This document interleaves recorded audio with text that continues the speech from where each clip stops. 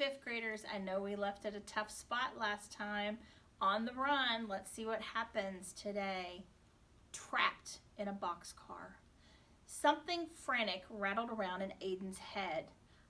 He should know this. This was so familiar. That's crazy. You've never been on a train that wasn't a commuter train. What do you know about escaping from a freight car? Then suddenly he remembered. Mac McGolvey, Dad's recurring detective hero, had once broken out of a locked freezer car via... He looked up, and sure enough, there it was. A shaft of light from the open slider that shone an emergency hatch in the ceiling.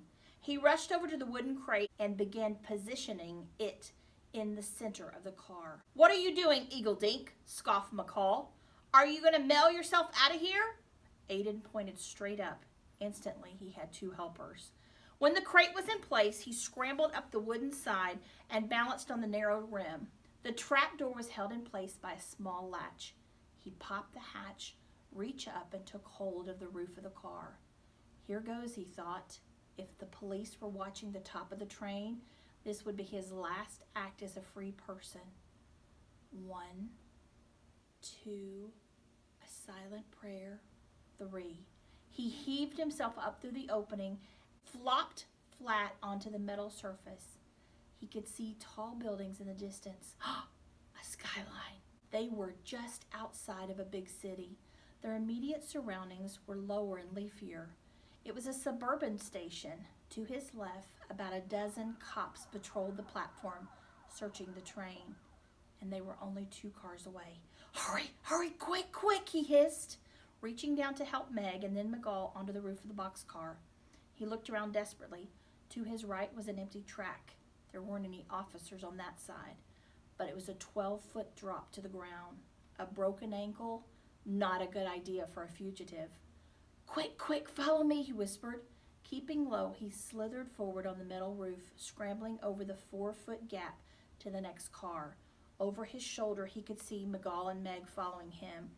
The 3 of them snaked silently ahead, barely daring to breathe. Soon, Aiden found himself on a different kind of surface. Thick lattice cage. The powerful odor reached him almost immediately. A livestock carrier. Animals, lowing, wafted up from below. He peered through the bars. Didn't it just figure? Cows! He slunk to the edge of the car and eased over the side. Using the steel ruts as ladder rungs, he began to climb down. The cows mooted him. Even one pressed his snout right up to the opening and licked him. He was able to clamber low enough to jump to the ground. McGall landed beside him just a few seconds later. Meg came last. Her sneakers made contact with the gravel. She lost her footing and lurched toward the open track. McGall grabbed her arm and propped her back into balance. He gestured meaningfully at the spot where she'd almost fallen. This was a commuter line. It had an electrified third rail. Had Meg touched it, she would have been seriously injured or even killed. Her mouth formed the words, "Thanks," but she allowed no sound to come out. Hidden behind the bulk of the train, they scampered to the length of the station. A small metal ladder provided access to the outbound platform. They scrambled up, trying to look like local kids, not fleeing felons. They were in luck. The vacant side was nearly deserted. At this time of day, people were returning from a day's work into the city, and they just wanted to get home. No one was hanging around. They strolled purposely toward the stairway to the parking lot. It was only 100 yards away. The single length of a football field.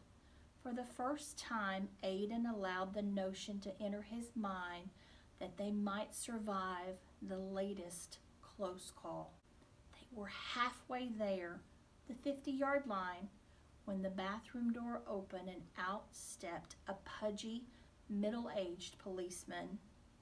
It was too late to turn, too late to hide. The only plan of action was to keep walking. As they drew close, Aiden noticed the fax in the police officer's hand. The page was dotted with photographs. murky mugshots of the Sunnydale runaways. Strangely, amazingly, the cop let them pass by. They forged on, eyes fixed straight ahead. Was it possible that he hadn't even noticed them? Leather soles scraping against the concrete. The sound of someone turning around. Then suddenly, hey, hey, hey!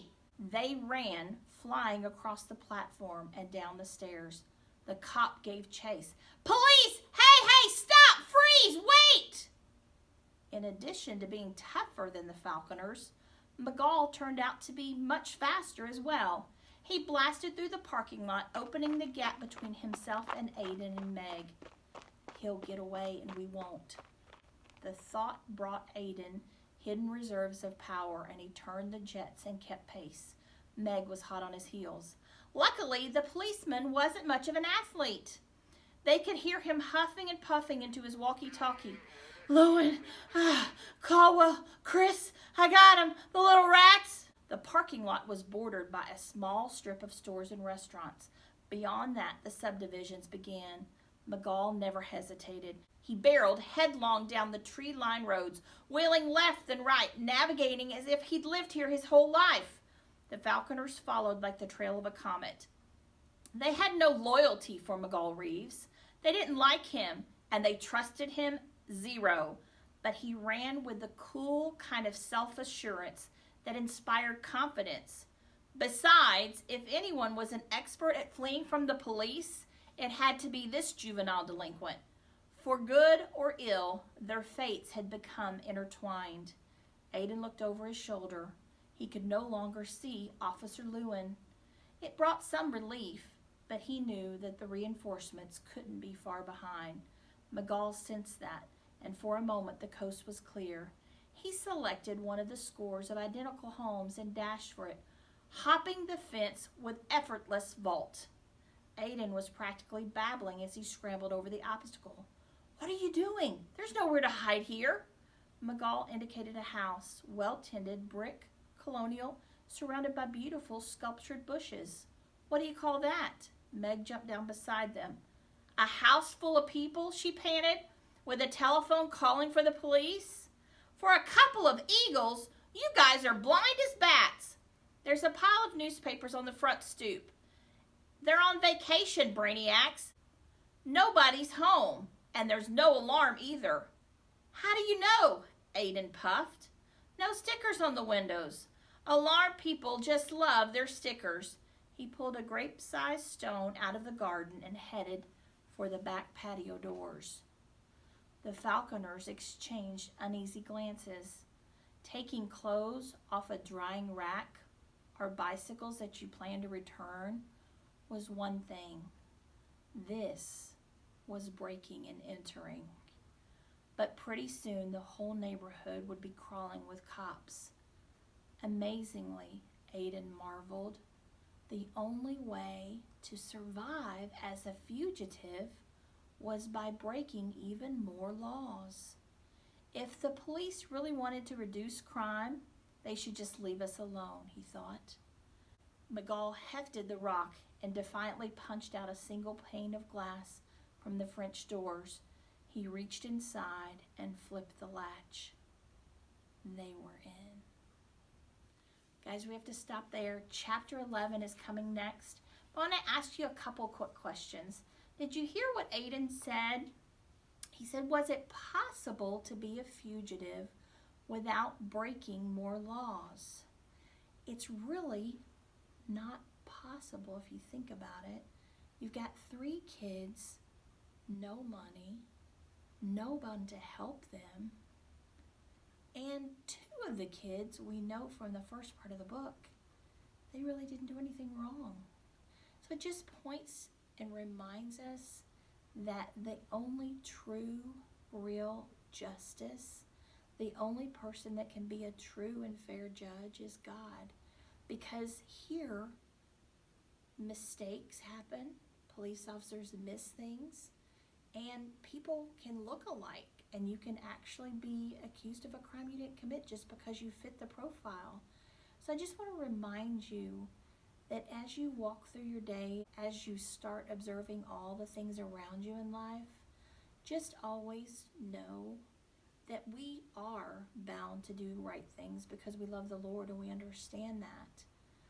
But there is a world out there that is full of sin, and because of that sin, we will be sometimes accused of things we didn't commit, and sometimes we will do things we know we shouldn't and we won't get caught.